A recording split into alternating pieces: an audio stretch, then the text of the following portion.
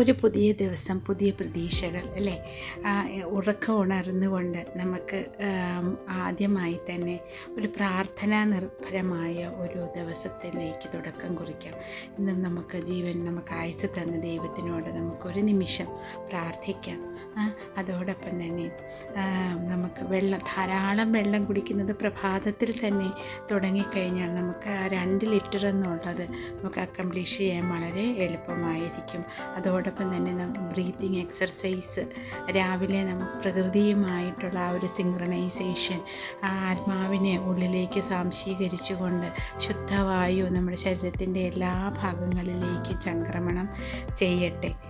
അതോടൊപ്പം തന്നെ ജേർണലിങ്, നമ്മൾ ഇന്ന് നടത്താൻ ഉദ്ദേശിക്കുന്നതായിട്ടുള്ള കാര്യങ്ങൾ, അല്ലെങ്കിൽ ഇന്നലെ ചെയ്ത കാര്യങ്ങൾക്കൊരു ഗ്രാറ്റിറ്റ്യൂഡ്, അതെല്ലാം നമുക്കൊന്ന് പറയാനായിട്ട് സാധിക്കും. നിങ്ങൾക്ക് സന്തോഷം തോന്നുന്ന കാര്യങ്ങൾ, അത് ഗാർഡനിങ് ആകാം, അല്ലെങ്കിൽ വീടിനകത്ത് തന്നെയുള്ള ഒരു ഫ്ലവർ വേസിൻ്റെ സെറ്റിങ്ങോ ഫ്രഷ് ഫ്ലവർ വയ്ക്കലോ ഒക്കെ ആയിട്ട് നമുക്കൊരു റിഫ്രഷ്മെൻറ്റ് കിട്ടുന്ന രീതിയിലേക്ക് നമ്മുടെ ദിവസത്തിനെ കൊണ്ടുവരാം.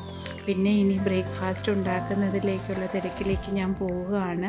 അപ്പോൾ ഇന്നത്തെ ബ്രേക്ക്ഫാസ്റ്റ് അതിനായിട്ട് ഞാൻ പയ്യെ അതിനുള്ള കാര്യങ്ങൾ സെറ്റ് ചെയ്യുവാണ്. നിങ്ങളും അപ്രകാരം തന്നെ ആയിരിക്കും.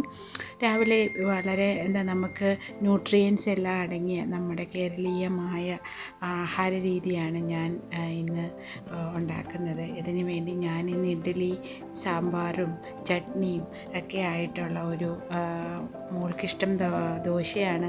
അപ്പോൾ 2 ദോശയും ഒക്കെ ഞാൻ ഇതിൻ്റെ കൂടെ സെറ്റാക്കിയിട്ടുണ്ട്.